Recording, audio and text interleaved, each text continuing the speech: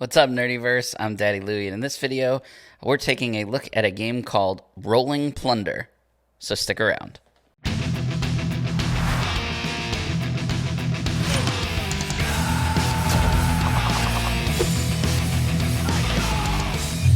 Before we get started, if you enjoyed this video, please give it a thumbs up. Make sure that you subscribe for more content and hit that bell icon so you don't miss any future videos. Rolling Plunder is an upcoming Kickstarter from War Games LLC. It is a 1 to 4 player game with a solo mode, ages 12 and up, and takes around 30 minutes to play.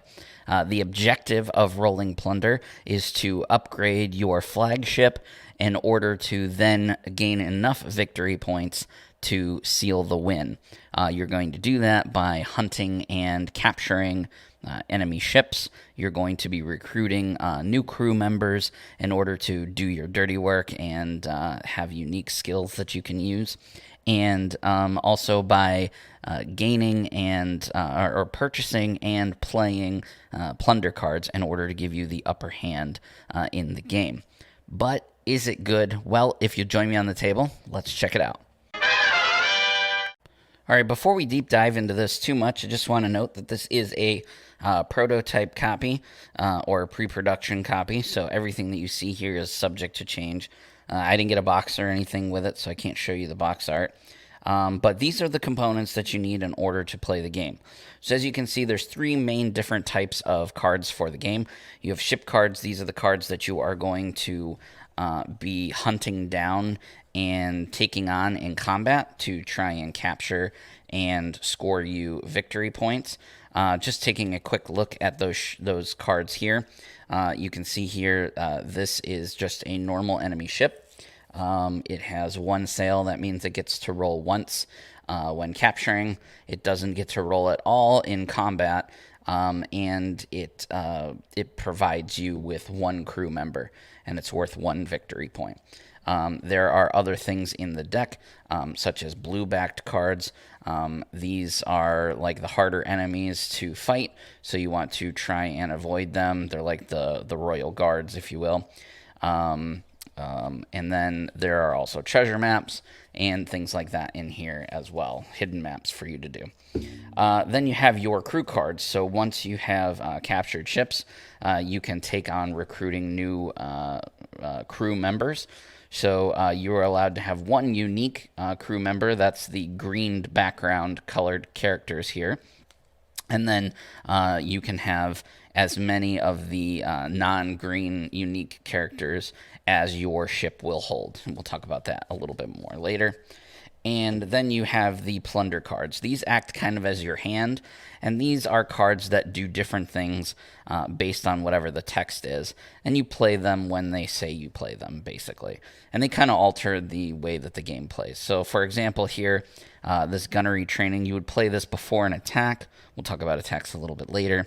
And then choose a ship to have +1 cannon during this roll. So essentially, anytime, whether you are attacking or your, maybe your neighbor is attacking something, you can use this in your favor. So if you're attacking, it says choose a ship. So I can choose my own ship to get an extra cannon during the roll.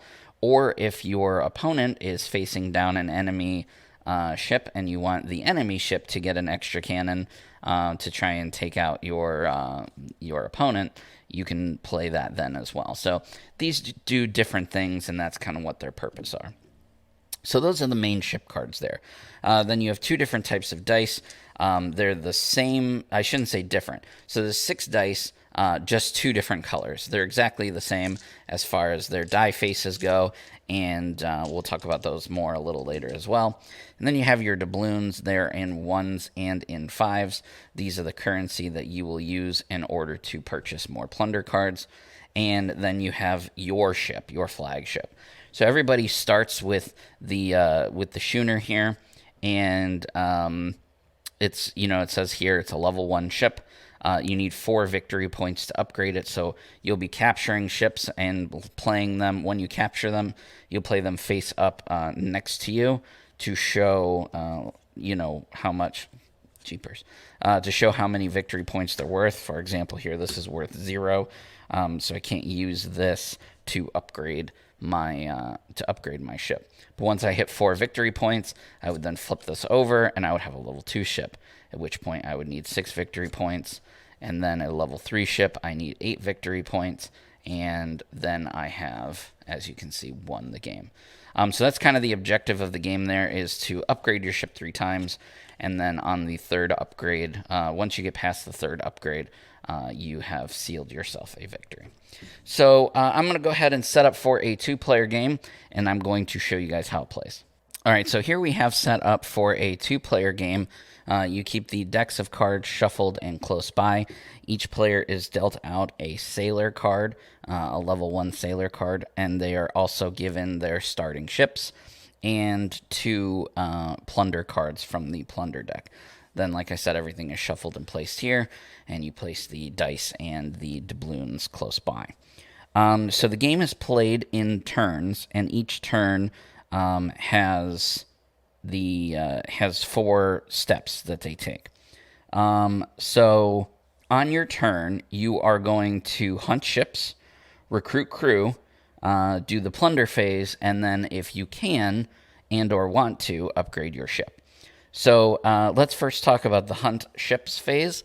So hunting ships, on your turn, you are allowed to hunt up to 2 ships, based, of course, upon how you draw.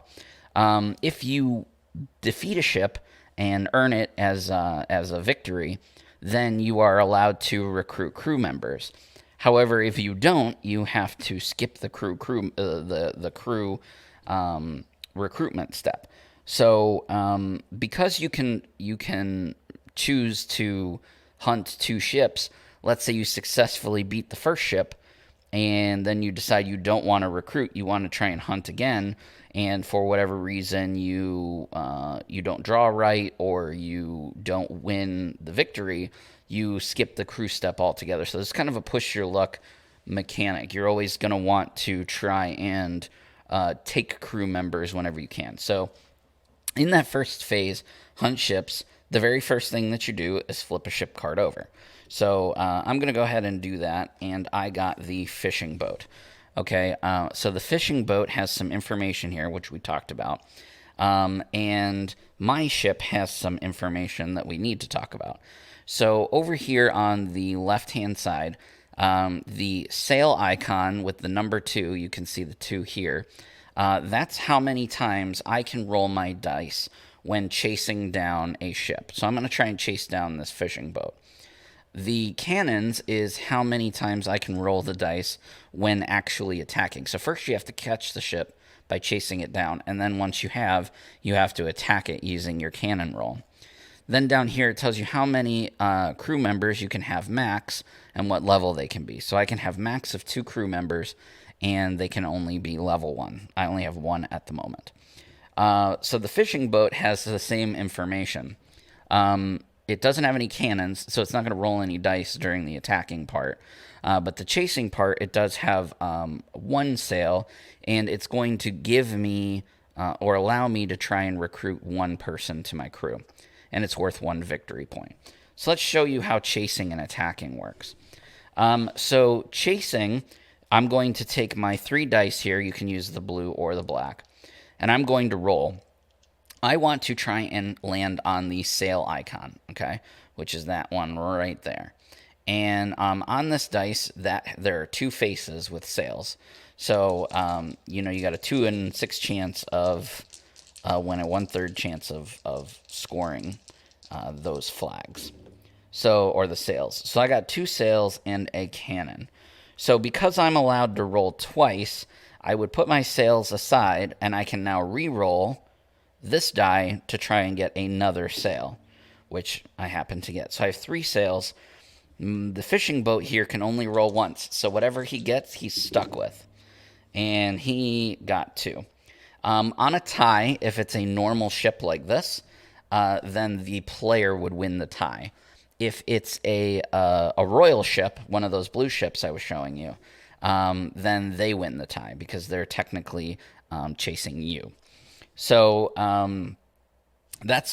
so we have a victory here. We've successfully chased down the boat. Now, the boat doesn't get to do any damage, but I do. So in order to do the damage, I get one roll, and I have to roll at least one cannon. Otherwise, I lose. So I'm rolling here. I got no cannons. So in this case, technically, I do still win because the player is going to win ties, and technically because he didn't roll anything and I rolled nothing also, that's a 0-0 roll, so I still win and I gain the fishing boat. But in other situations, I may not have won by rolling that. So I'm going to take this as a victory point towards my 4 that I need to upgrade my ship. And now I have a decision to make. I can skip the crew recruiting phase and go straight to hunting down another ship. However, if I roll something bad, I may not get to go after a crew at all. So I'm going to go ahead and stop there and not hunt any more ships and go straight into the recruitment phase. So now looking at the boat that I just successfully captured, it is showing one icon for a crew member. So I can flip over one crew member here and see if it's someone I can recruit. Now this is a level 2, and remember, I'm only a level 1 ship, so I actually cannot recruit this Navy deserter. But because of that, I'm actually allowed to keep rolling. I'm allowed to keep drawing. I can keep drawing until I draw something that I actually am able to recruit. So I can draw again, and I got another sailor, which I can recruit. So I'm going to go ahead and recruit that. And this guy is actually discarded.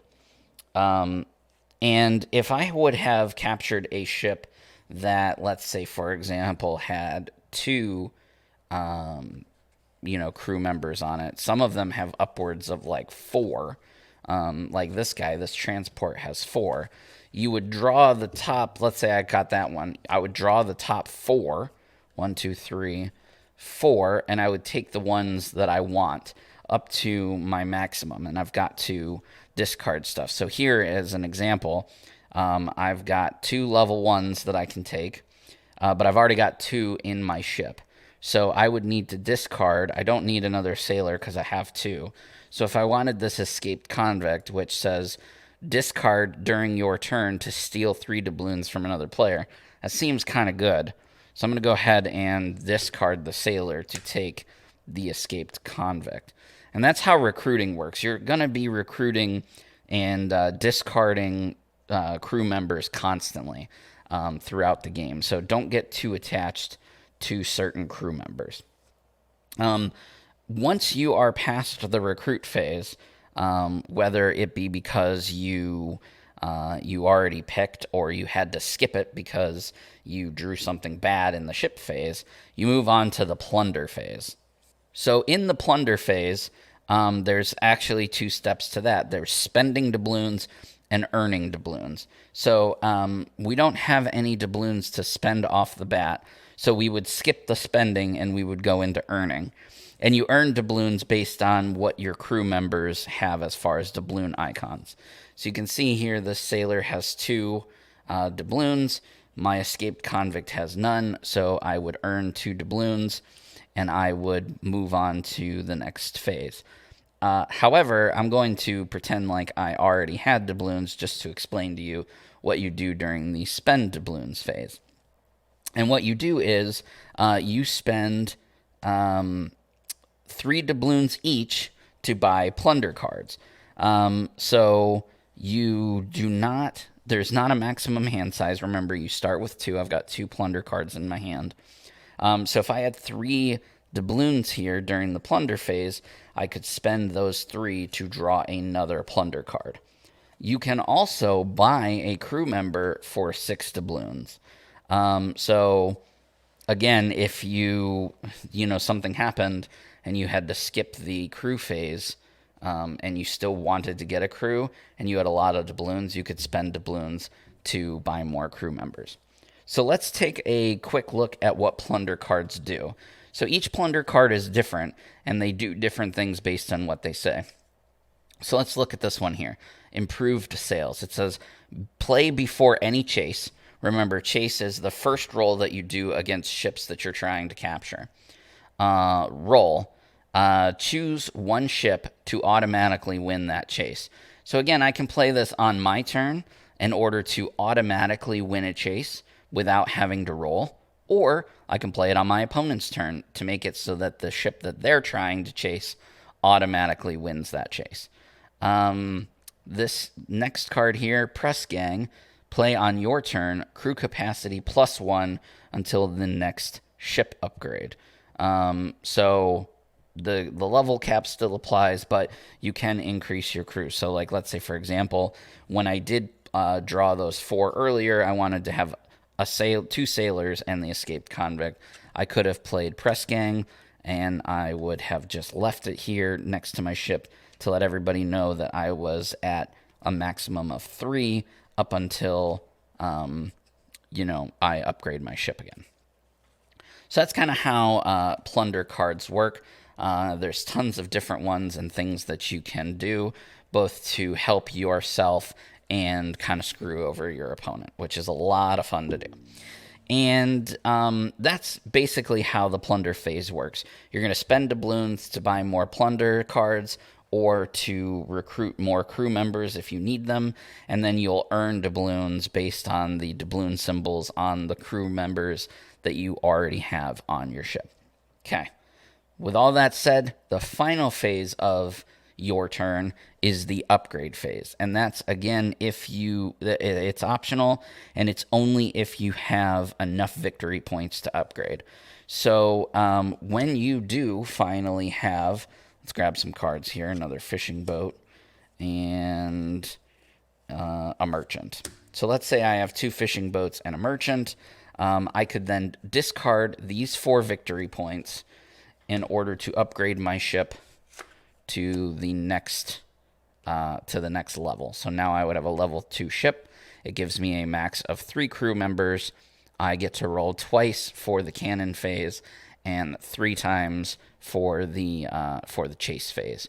And then I'll need 6 victory points to upgrade. Remember, we discard our victory points, so it's not 2 more, it's an additional 6. So leveling up can take a little while, but that's good because it allows for players who haven't upgraded yet to kind of catch up. Otherwise, you'd be able to upgrade a little bit too quickly. There's a few other additional rules, mutiny cards, and some special interactions that happen. I'm not going to go too deep into that because I don't want to get winded on this video. But that is a very brief overview of how rolling plunder works and everything that you need to know in order to play. Rolling plunder does exactly what it sets out to do: create a competitive yet light and easily accessible card game set in a pirate universe where you actually sit down and do things that make you feel like a pirate. I spent most of my turns playing all of my plunder cards against my enemies rather than using them to help me. I used them to, screw over everybody else at the table. And that's just a rotten good time. There is enough competitiveness here to appeal to a seasoned gamer, yet the rules are light enough and there's just a bit of luck involved to appeal to a more casual gamer as well. It does a really good job of bringing those 2 types of players together in a game that both of them can play and enjoy.